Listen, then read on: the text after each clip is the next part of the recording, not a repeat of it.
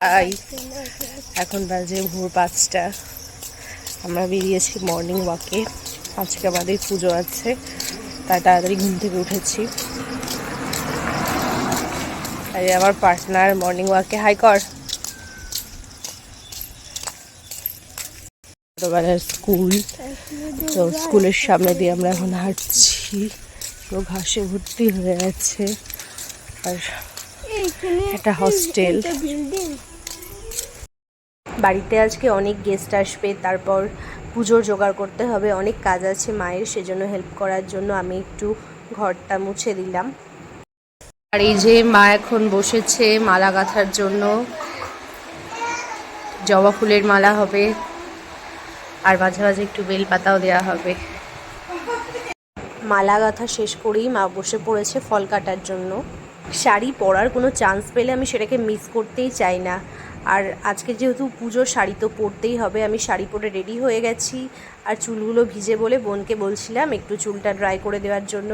আমাকে কীরকম লাগছে তোমরা অবশ্যই আমাকে কমেন্টে জানাবে।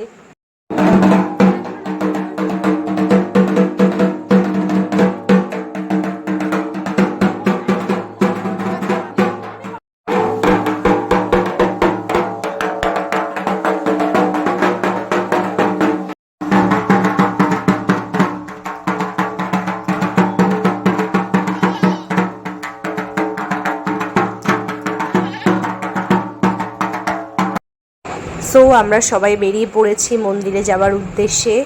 আর এই যে একজনের আজকে লাস্ট দিন, আমার খুব খারাপ লাগছিল, বাট মানসিক আছে, ওটা তো কমপ্লিট করতেই হবে।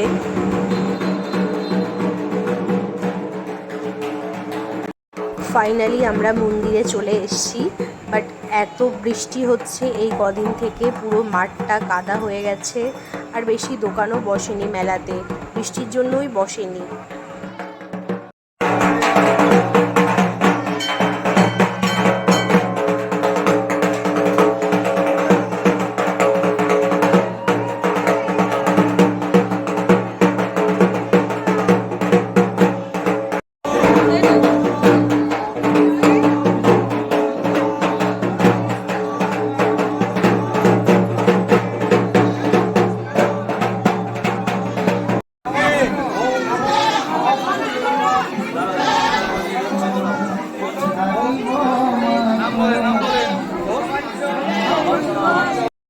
আমাদের পুষ্পাঞ্জলি দেওয়া কমপ্লিট। আর মায়ের মূর্তিটাকে দেখো কতটা সুন্দর লাগছে।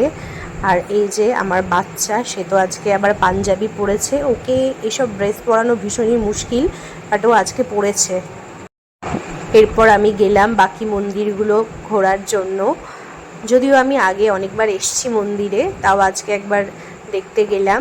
এই যে শিব মন্দির প্রথমে, বাট এখানে অনেকটাই ভিড় ছিল, সবাই পুজো দিতে এসছে, ভিড় তো হবেই। আর এই যে এখানে আরেকটা মন্দির আছে, অনেকগুলো মন্দির আছে, তোমরা চাইলে ভিজিট করতে পারো।